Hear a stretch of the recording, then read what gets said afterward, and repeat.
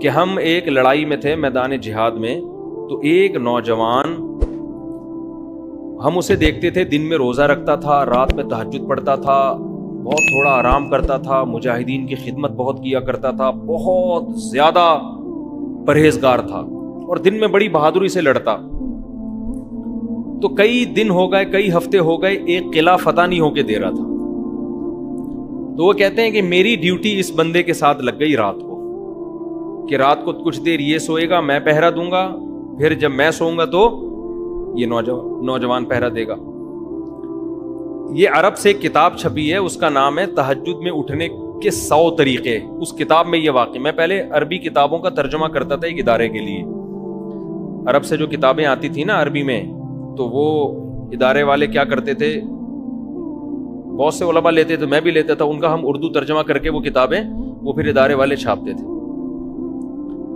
تو وہ ایک عرب عالم نے یہ کتاب لکھی, بڑی زبردست کتاب تھی. تو اس میں یہ واقعہ لکھا کہ اس نوجوان کے ساتھ ان کی رات گزارنی تھی انہوں نے. تو کیا ہوا, کہتے ہیں کہ ایک دن میں نے دیکھا کہ یہ سویا ہے, اور جب میں نے اس کو نیند سے بیدار کیا تو اٹھتے ہی رونا شروع کر دیا اس نے. میں نے کہا بھائی کیا ہو گیا؟ تو اس نے وہ منظر بتایا اپنا. اس نے کہا کہ میں نے خواب دیکھا, خواب میں مجھے خوبصورت جنت دکھائی گئی, ایسی جنت جیسے قرآن کہتا ہے جو نہ کسی آنکھ نے دیکھی اور نہ کسی کان نے سنی. کہتا ہے میں آگے گیا تو بہت خوبصورت عورتیں, بہت خوبصورت عورتیں. کہہ رہے میرا دل ان کی طرف مائل ہونے لگا. تو مجھے ان فرشتوں نے کہا کہ یہ تمہاری باندیاں ہیں, یہ تمہاری بیوی نہیں ہے, تمہاری بیوی آگے ہے, وہ ان سے بھی زیادہ خوبصورت. اب آپ کے کان کھڑے ہو جائیں گے جب بھی ایسی کوئی بات آتی ہے نا. تو وہ چلے گئے, وہ کہتے ہیں مجھے لے کر گئے.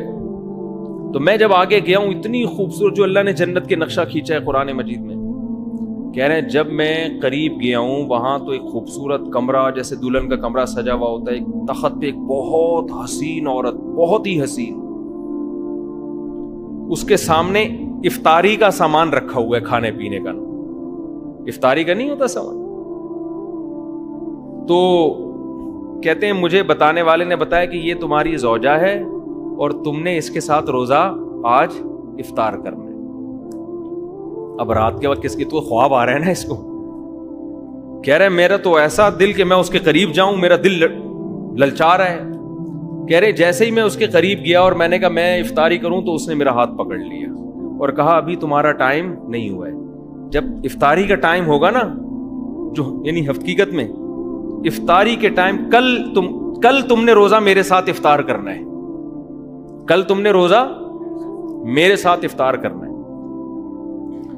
کہہ رہے اس دوران آپ نے مجھے آ کے اٹھا دیا, تو میرا وہ سارا خواب مجھے اس منظر پہ رونا آ رہا ہے, اتنا حسین منظر.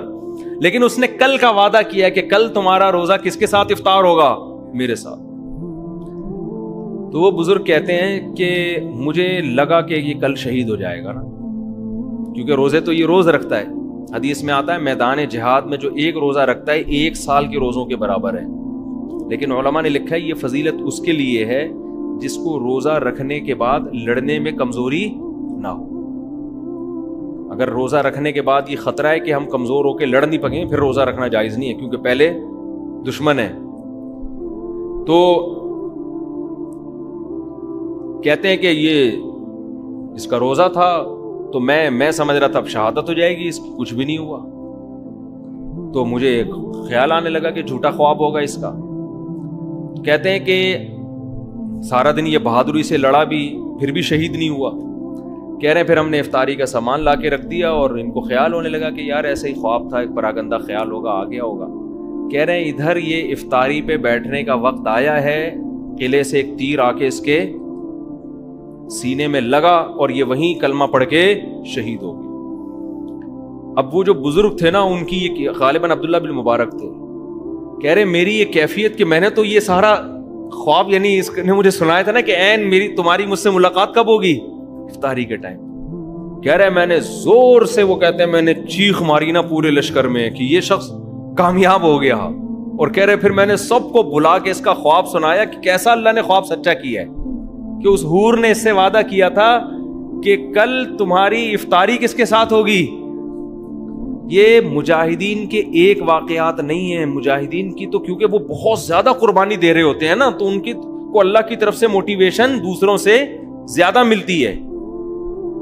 میں اکثر بتاتا ہوں نا, شہیدوں کے خون کی خوشبو میں نے اپنی ناک سے سونگھی ہے, ایک بار نہیں متعدد بار سونگھی ہے, ورنہ عقلی طور پر یہ پاسبل نہیں ہے کہ ایک آدمی شہید ہو رہا ہے اس کے بلڈ میں خوشبو آ رہی ہے.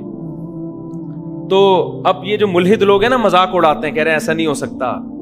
بھائی آپ جتنا مرضی مذاق اڑا لو, ہو سکتا ہے آپ سمجھ رہے ہو کہ میں جھوٹ بول رہا ہوں, جس نے سونگھی ہو وہ کیسے جٹلا سکتا ہے.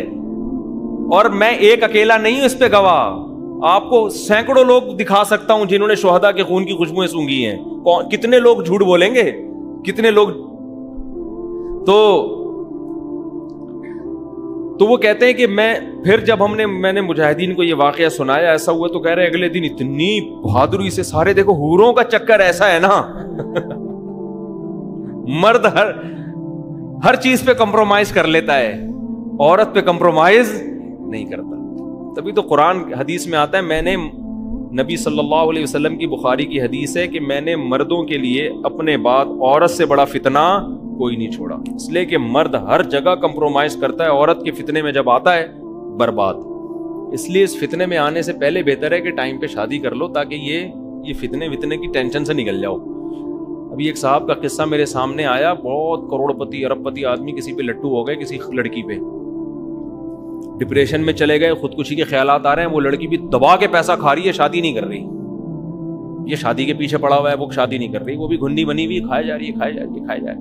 اس کے دوست اس کو سمجھا رہے ہیں, ابے لڑکی تیرے پیسے سے کو ختم کر کے, جب پیسہ ختم ہوگا نا تو لڑکی بھی جائے گی اور پیسہ بھی جائے گا. لیکن کئی مردوں کے دیوالیے ہو چکے ہیں, اپنی معشوقہ پہ پیسے اڑا کے پھر سگریٹ پینا شروع کرتے ہیں, پھر شراب پیتے ہیں, پھر ایسے غم میں بیٹھے ہوئے ہوتے ہیں, پھر مر رہے ہوتے ہیں, پھر محبوبہ کو تصویریں بنا کے بھیج رہے ہوتے ہیں, تمہارے غم میں دیوانہ ہو گیا, اس کی صحت پہ 5 روپے کا بھی فرق نہیں پڑ رہا ہو. یہ سمجھ رہا ہوتا ہے میرے مجنو جیسے بال اور کھلے گریبان, اور میرے یہ جو ایکس رے رپورٹ میں نے یہاں بنا لی ہے پوری پسلیاں, یہ دیکھ کے وہ پاگل ہو جائے گی. وہ پاگل نہیں ہوگی, سمجھ رہے ہو, بالکل بھی پاگل ہو گیا کہ تو عاشق ہے, میں تھوڑی عاشق ہوں. وہ آپ کو لوٹے گی مزے سے, اس کے بعد نچوڑ کو پتلی کری سے. میں نے تو ایک واقعہ یہاں سنایا تھا آپ لوگوں کو, ایک جاننے والے تھے, وہ عاشق ہو گئے تھے کسی لڑکی پہ, کمپنی کے مینیجر تھے, ینگ تھا وہ لڑکا, عاشق ہو گیا, اتنا عشق ہو گیا, لڑکی نے بھی پیسے دبا کے لینا شروع کیے اس سے. اب جناب شادی نہیں کر رہی, کہ شادی ٹائم پہ ہوگی, وہی ایکچولی کر کے نا, ابھی ایجوکیشن ہے, ایکچولی وہ بھی ایکچولی کے چکر میں آئے ہوئے. تو ان کو لوگوں نے سمجھایا, بھائی شادی کرنی رہی ہے, چھوڑ یار. اتنا پیسہ اس بندے نے لوٹا دیا اس کے اوپر کہ بالآخر کمپنی میں اس کی حاضریاں کم اور ڈیٹیں لگنی شروع. یہ مجھے خود انہوں نے واقعہ سنایا. بالآخر قصہ یہ ہوا کہ جاب لیس ہو گیا, اس کے عشق میں کیا ہو گیا, جاب. ادھر ٹائم زیادہ لگ رہا ہے, ادھر کمپنی نے نکال دیا, پہلے 2-3 وارننگ دی, نکال دیا. تو ان کو خیال ہوا کہ میری محبوبہ تو اب میرے اوپر اور عاشق ہو جائے گی, کہ میری محبت میں تمہاری جاب بھی گئی. محبوبہ کو جیسے ہی پتہ چلا نا جاب لیس ہو گیا, اس نے فوراً ٹھینگا دکھا دیا. اس زمانے میں متحدہ کی بھی بڑی حکومت تھی, تو اس نے دھمکیاں شمکیاں لگائیں کہ میں یہ کر دوں گا, میں یوں کر دوں گا. لڑکی نے متحدہ والوں کو انوالو کیا, چترول لگوا دوں گی, تیری بوٹیاں بھی نہیں ملیں گی کسی. صحیح ہے نا.